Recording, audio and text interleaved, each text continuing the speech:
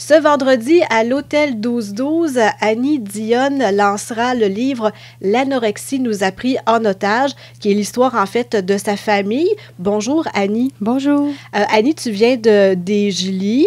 Tu as donc, il y a quelques années, reçu, en fait, le diagnostic concernant ta fille qui souffrait d'anorexie.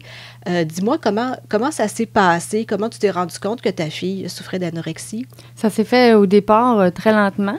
C'est sûr que moi, une anorexique, on sait tous qu'on a l'image d'une jeune fille qui fait du sport en continu, qui se fait vomir, qui est tout petite, qui mange plus. Mais moi, ma fille, ça s'est pas passé comme ça au départ. Au départ, il a fallu que je sois un peu vigilante sur certains signes. Au départ, ma fille mangeait comme tout le monde, sauf qu'elle mangeait beaucoup, ce qui était très, très santé. Elle avait coupé dans son alimentation tout ce qui était, on va dire, cochonnerie. Plus de biscuits, plus de chips, plus de sauce dans les repas, rien. Elle commençait comme ça, tranquillement, pas vite. Elle mangeait, mais c'est ça qui a mélangé un peu les affaires. Mais tranquillement, elle a modifié ça. Elle était une sportive, c'est une sportive, ma fille. Elle a continué d'être sportive, mais c'est devenu un peu plus excessif. Fait que c'est comme ça, tranquillement, pas vite, que je me suis rendu compte qu'il y avait des petites modifications chez elle. Un matin, des fois, on fait des petits brunchs, puis à un moment donné, elle mange un morceau de bacon, puis cette journée-là, elle veut absolument aller faire du jogging. C'était très, très stressant pour elle d'avoir à manger ça. Ça fait que c'est comme ça, éventuellement, que j'ai dit, moi, là, je me suis jamais inquiétée de ça quand j'avais cet âge-là, là, de tout ça. Fait que j'ai mis les indices un à un comme ça. Puis, je me suis rendu compte qu'il fallait que j'agisse. Je me posais des questions au début. Je n'étais pas sûre de ce qui se passait. Je me suis mis à faire de la lecture, à chercher sur Internet. Je regardais si ça se pouvait. Parce que ma fille, je vais vous le dire, elle s'est jamais faite vomir. Même si elle est anorexique. Jamais.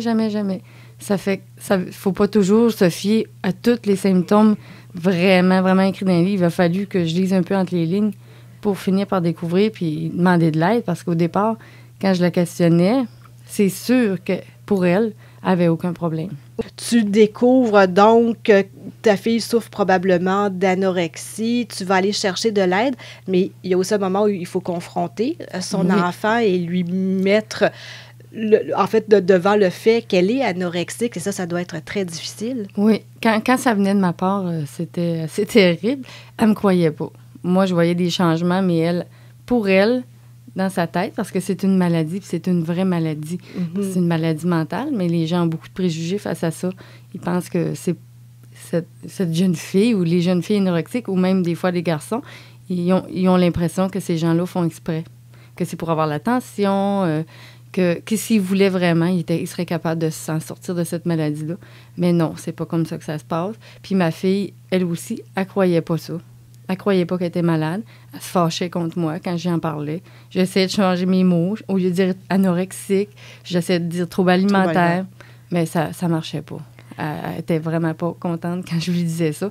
Il a fallu que j'attende vraiment de pousser les choses, d'avoir de l'aide au niveau médical pour que, là, le diagnostic, quand il a été dit, quand le verdict a vraiment été dit, là, elle n'a pas eu le choix de croire, mais même à ça, de par sa maladie, elle ne croyait pas, malgré tout ça, qu'elle était malade.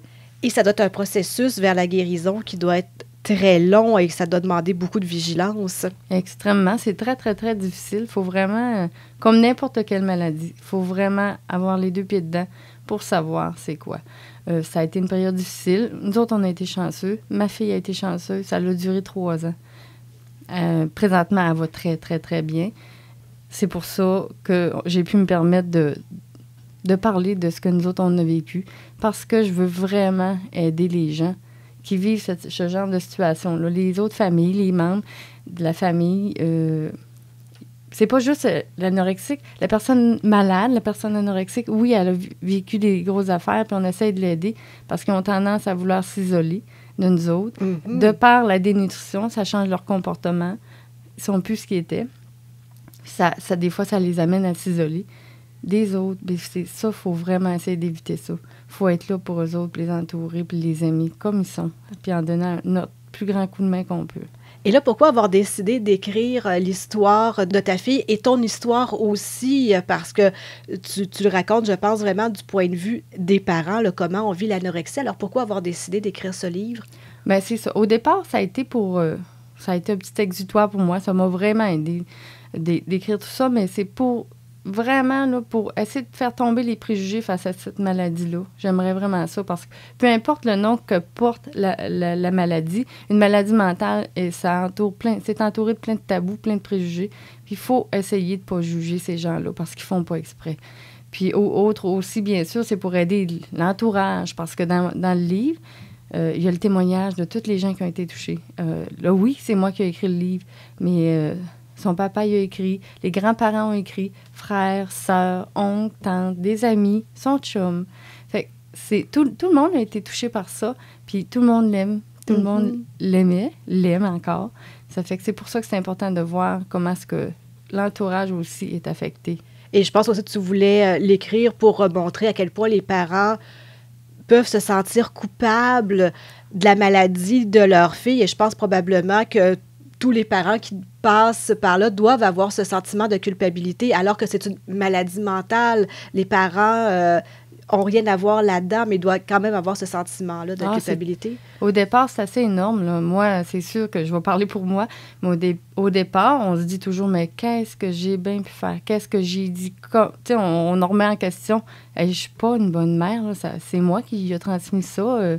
Qu'est-ce que j'ai fait pour que ça arrive? Qu'est-ce que j'ai dit? Tu remets tout en question. Après ce moment-là, là, ça reste un peu tout le temps pendant la maladie. C'est sûr que ça devient un peu moindre parce qu'à un moment donné, il faut se parler et dire, écoute, peut-être que ça ne m'appartient pas, j'ai rien à voir avec ça. Peut-être que oui, mais peut-être que non. Mm-hmm. Puis après ça, bien, surtout dans cette maladie-là, ce qui ressort beaucoup, c'est un sentiment terrible d'impuissance parce qu'on veut l'aider, notre chère personne qui est malade, mais des fois, on ne peut rien faire. C'est comme si moi, j'ai dit ça dans mon texte, là. C'est comme si je la voyais se noyer. J'essayais d'y tendre la main, puis j'essayais d'être là pour elle, mais si elle nage pas, je peux rien faire. Et comme tu disais, comme là, ta fille n'acceptait pas ou qu'elle était anorexique, il fallait que ce soit quelqu'un de l'extérieur qui lui dise. Oui. Alors, c'est l'importance d'aller chercher de l'aide. On n'a pas le choix de toute façon. On n'a pas le choix de toute façon parce que je ne pouvais pas m'improviser toute seule, médecin, psychologue. Je n'avais pas les outils pour ça. Il a fallu que j'allais chercher parce que même en sachant, en ayant un diagnostic,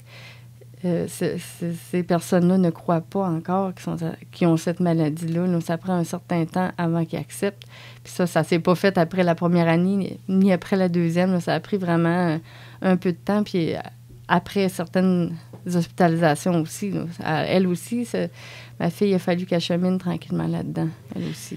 Alors, ce livre s'appelle « L'anorexie nous a pris en otage ». Je pense que ça résume très bien l'histoire familiale parce que, comme tu l'as dit, c'est pas seulement la personne anorexique qui est touchée, mais tout son entourage, la famille, les amis, les amoureux. Et tu veux vraiment aider d'autres familles qui ont à passer à travers cette maladie-là. Comme tu disais, il n'y a pas nécessairement beaucoup...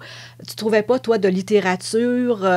associé à la famille des anorexiques. Hein. Il y a souvent des récits d'anorexiques qui ont raconté leur histoire, mais pas nécessairement des parents. Oui, c'est ça. Puis des groupes de soutien, mais comme on vient d'une région, on va dire, plus éloignée, mais c'est pas, il n'y en a pas si proche que ça. Puis des fois, c'est très difficile de faire coïncider ça avec nos horaires de vie. Oui, effectivement. Ça fait que des fois, faire beaucoup de routes, on ne trouve pas ça toujours tout près, puis c'est pas facile. Alors, pour les gens qui aimeraient en connaître davantage sur cette maladie mentale qui est l'anorexie et comment ça peut se passer dans une famille, puis si les gens ont besoin justement d'aide, c'est ça, peut-être avoir le témoignage de gens qui sont passés par là. Annie Dionne, tu pourras rencontrer le public vendredi. Ça se passe à l'hôtel 1212 à Desjolies lors d'un 5 à 7. Tu seras là pour raconter l'histoire et puis séance de dédicace également. Oui, je serai là, c'est sûr. Et puis j'ai bien hâte de voir les gens pour leur parler de mon livre, faire connaître, puis faire briser tous ces préjugés-là, puis les tabous qui entourent la maladie mentale. Alors, Annie Dionne, pour les gens qui voudraient se procurer le livre et s'ils ne peuvent pas se rendre à l'hôtel 1212 lors d'un 5 à 7, quelle serait l'autre façon de se procurer le livre? Il va être dans les librairies, puis je vais probablement... il va se retrouver aussi chez Fleur de Rêve, ici à Desjolies. D'accord. Ben, Annie Dionne, bon lancement vendredi, puis salutations également à ta fille. Merci beaucoup.